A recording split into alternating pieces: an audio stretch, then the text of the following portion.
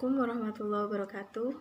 Saya Uzlifa Kholifatur Rohma dari Prodi Pendidikan Bahasa dan Sastra Indonesia semester 6. Di sini saya akan menjelaskan mengenai komunikasi bahasa dari mata pelajaran sosiolinguistik yang kita kenal sebagai suatu cabang ilmu linguistik.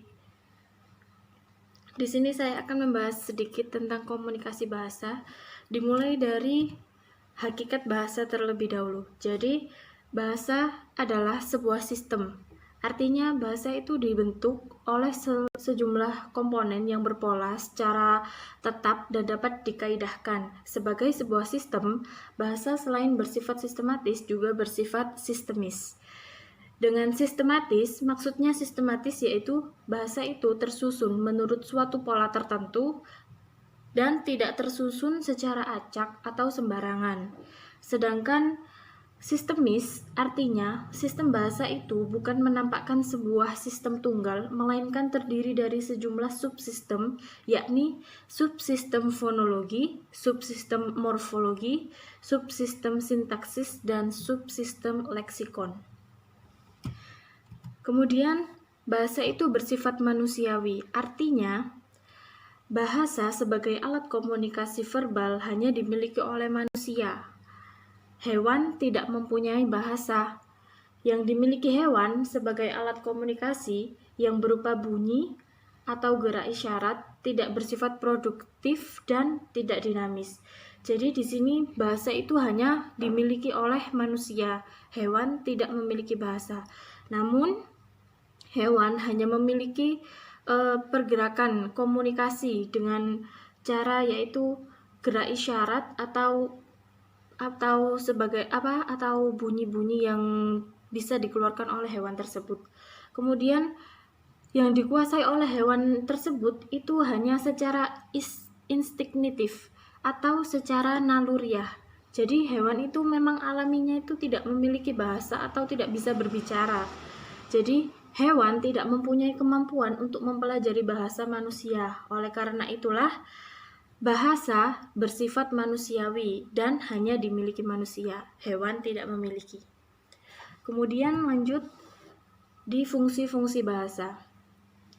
Bahasa sendiri yaitu alat untuk berinteraksi atau alat untuk komunikasi, dalam arti alat untuk menyampaikan pemikiran, gagasan, konsep, atau juga perasaan.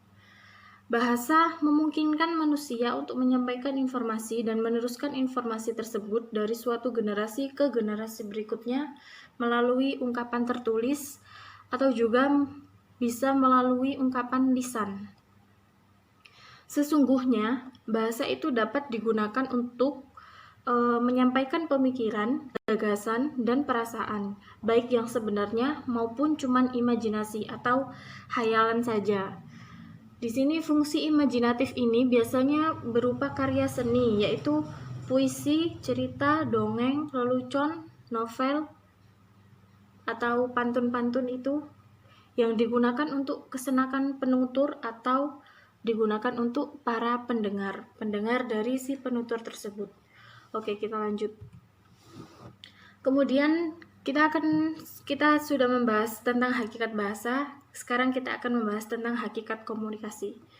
Jadi komunikasi di sini saya sudah merangkum dari beberapa sumber. Di sini saya ungkapkan sedikit saja dari beberapa sumber tersebut. Komunikasi adalah proses pertukaran informasi antar individual melalui sistem simbol, tanda, atau tingkah laku yang umum. Di sini terdapat 3 komponen yang harus ada dalam setiap proses komunikasi, yaitu yang pertama, pihak yang berkomunikasi atau komunikat atau pengirim, dan penerima atau receiver informasi yang dikomunikasikan, yang lazim disebut sebagai partisipan. Kemudian yang kedua yaitu informasi yang dikomunikasikan, dan yang terakhir yaitu alat yang digunakan dalam komunikasi itu. Di sini pihak yang terlibat dalam suatu proses komunikasi tentunya ada 2 orang atau ada 2 kelompok orang, yaitu yaitu pertama yang mengirim mengirim informasi atau juga bisa disebut sender atau communicate atau komunikan, itu bisa. Kemudian yang kedua yaitu penerima informasi atau receiver, juga disebut sebagai pendengar atau komunikator, bisa disebut itu. Kemudian suatu proses komunikasi memang seringkali tidak dapat berjalan dengan mulus karena adanya gangguan atau hambatan. Di sini banyak ya kegangguannya atau hambatan-hambatan dari sebuah proses komunikasi. Kemudian di sini tiadanya kesadaran dari salah satu pihak. Oh, ini contohnya. Jadi contohnya itu tiadanya kesadaran dari salah satu pihak partisipan merupakan suatu hambatan. Gangguan atau hambatan lain misalnya daya pendengar salah satu partisipan yang kurang baik, dan suara bising di tempat komunikasi saat berlangsung, atau juga kemampuan penggunaan bahasa yang kurang. Jadi sebagai komunikator kita yang mengirim informasi atau apapun itu kita itu memiliki hambatan. Yang pertama tadi daya pendengar salah satu partisipan yang kurang baik.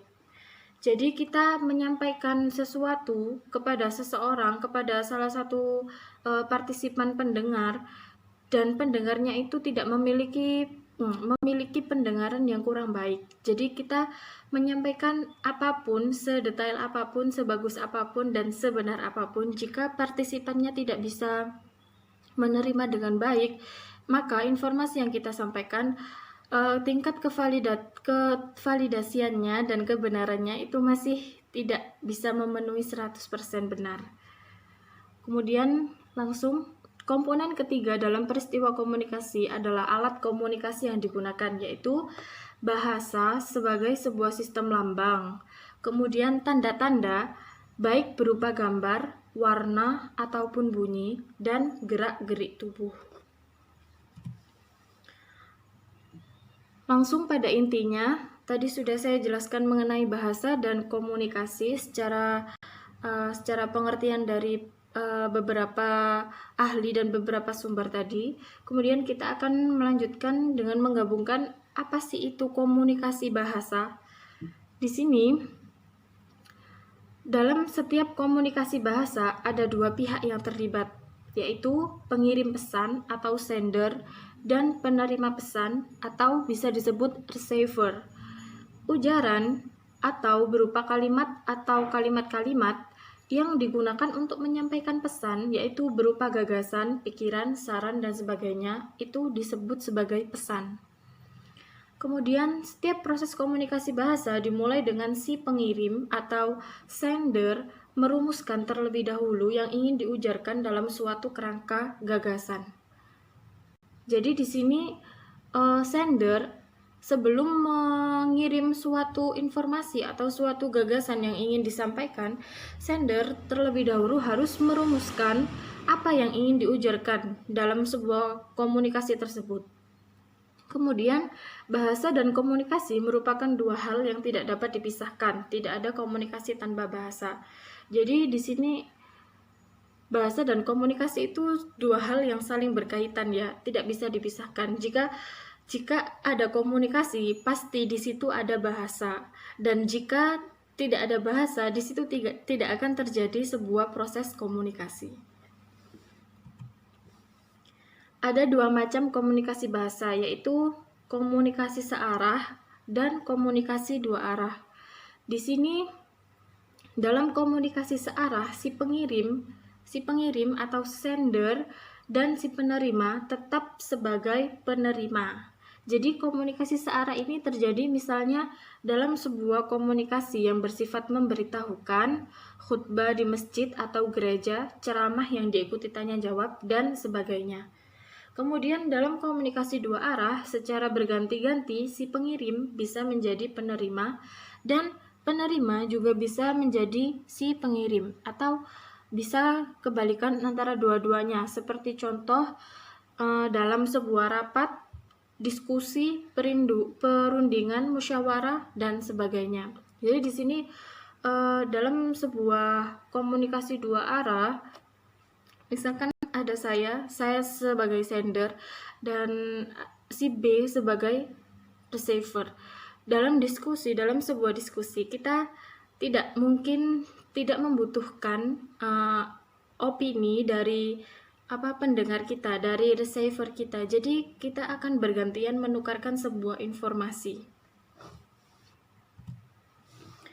Di sini juga terdapat beberapa ciri dan keistimewaan pada bahasa manusia. Keistimewaan pada bahasa manusia. Di sini saya rangkum menjadi sebenarnya ada 12, tapi di sini saya akan menjelaskan hanya 5 saja. Yang pertama yaitu bahasa dapat tersiar ke segala arah, tetapi penerimanya terarah. Maksudnya, bunyi bahasa yang diucapkan dapat didengar oleh semua arah karena suara atau bunyi merambat melalui udara, tetapi penerima atau pendengar atau receiver dapat mengetahui dengan tepat dari mana arah bunyi bahasa itu datang. Kemudian yang kedua, partisipan dalam komunikasi bahasa dapat saling berkomunikasi. Artinya, di sini seorang penutur atau sender bisa menjadi seorang pengirim lambang dan dapat juga menjadi penerima lambang tersebut. Kemudian yang ketiga yaitu lambang-lambang bunyi dalam komunikasi bahasa adalah bermakna atau merujuk pada hal-hal tertentu. Misalnya kata kuda mengacu pada sejenis hewan berkaki 4 yang bisa dikendarai.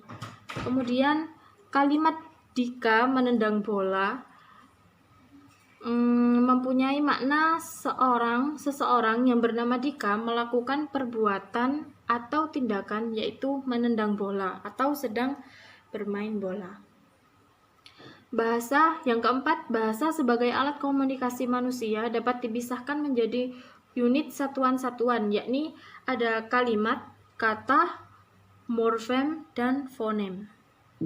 Kemudian yang terakhir yaitu kepandaian dan kemahiran untuk menguasai aturan-aturan dan kebiasaan-kebiasaan berbahasa manusia diperoleh dari belajar, bukan melalui gen-gen yang dibawa sejak lahir.